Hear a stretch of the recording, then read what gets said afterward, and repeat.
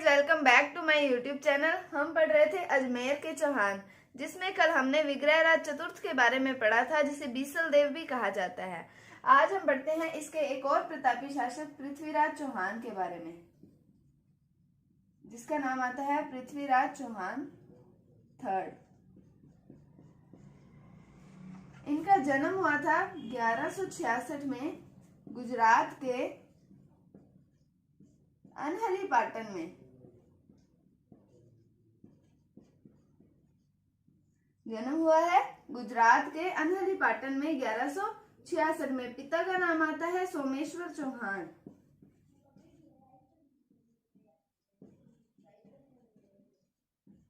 माता का नाम आता है कर्पूरी देवी। ये जो इनकी माता है कर्पूरी देवी, ये इनकी संरक्षिका भी हैं। तो इनकी संरक्षिका का नाम, ये कई बार पूछा जाता है कि पृथ्वीराज चौहान की संरक्षिका का नाम, तो वो कर्पूरी देवी ही हैं। और उसके बाद में इनकी पत्नी दो आती हैं। एक तो आती है इंचनी। ये इंचनी जो है आबू नरेश सांखला परमार की पुत्री है। आबू नरेश सांखला परमार की पुत्री है इंचनी। और एक आती है संयोगिता। ये संयोगिता जो है, ये जयचंद गढ़वाल, कन्नौज नरेश जयचंद गढ़वाल की पुत्री है संयोगिता। ये आते हैं। इसके बारे में, इनका जो राज्याभिषेक हो गया था मात्र 11 वर्ष की आयु में ही हो गया था। इसलिए इनको निर्देश देने के लिए, इनकी सहायता करने के लिए इनका एक प्रधानमंत्री भी आता है। उसका नाम आता है कदमवास। इसका एक और नाम भी आता है कैमास। इनका एक सेनाध्यक्ष आता है। सेनाध्यक्ष का नाम आता है भुवने कमल। ये भुवने कमल, ये कर्पूरी देवी जो है इनके चाचा हैं।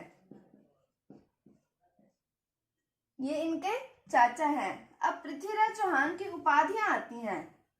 इनकी मेन दो उपाधियां आती हैं राय पिथोरा। इनको मेनली इसी नाम से ही जाना जाता है, राय पिथोरा के नाम से।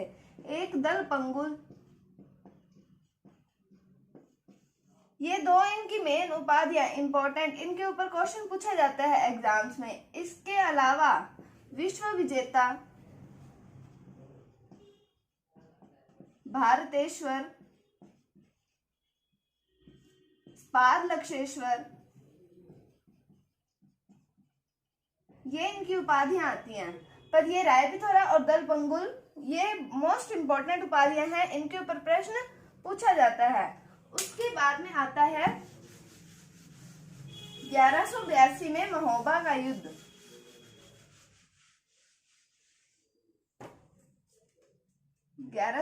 में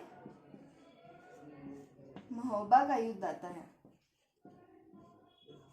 महोबा के युद्ध में अजमेर में है पृथ्वीराज चौहान।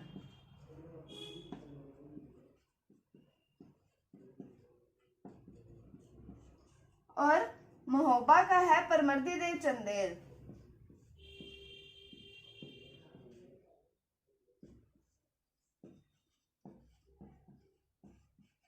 ये परमर्दी देव चंदेल के दो सेनापति आते हैं, आला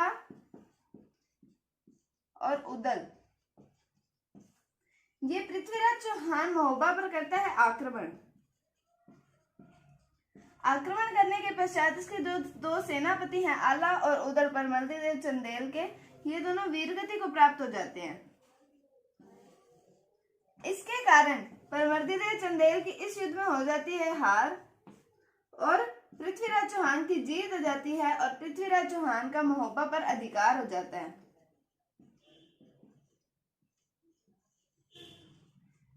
उसके बाद में एक आता है कि पृथ्वीराज चौहान ने भंडानक जाति का विद्रोह का दमन कर दिया था। भंडानक जाति ने विद्रोह कर दिया था। सतलज प्रदेश की होती है भंडानक जाति। सतलज प्रदेश वर्तमान हरियाणा में होता है। तो भंडानक जाति का विद्रोह का दमन किया था।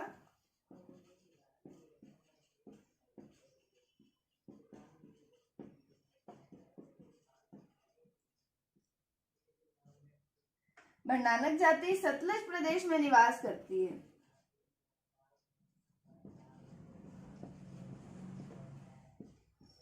और इसके बाद में नागार्जुन के विद्रोह का भी दमन किया था।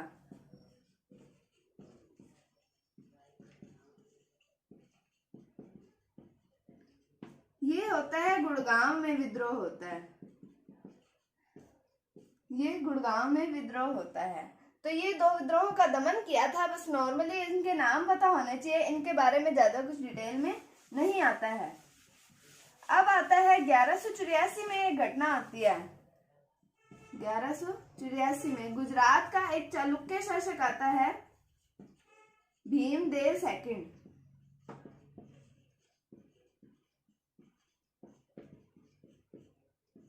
भीमदेव सेकंड आता है, इसका पृथ्वीराज चौहान थर्ड के साथ में होता है। काफी समय तक, लंबे समय तक संघर्ष रहता है इनका, लेकिन संघर्ष का समय बहुत ज्यादा होने के कारण लास्ट में ये संधि कर लेते हैं। और इस युद्ध का कारण आता है इंचनी, जो हमने पढ़ी थी, पृथ्वीराज चौहान की पत्नी आबू नरेश की जो बेटी है इंचनी, सांखला परमार की पुत्री है इंचनी, इसके विवाह हो जाता है पृथ्वीराज चौहान थर्ड के साथ।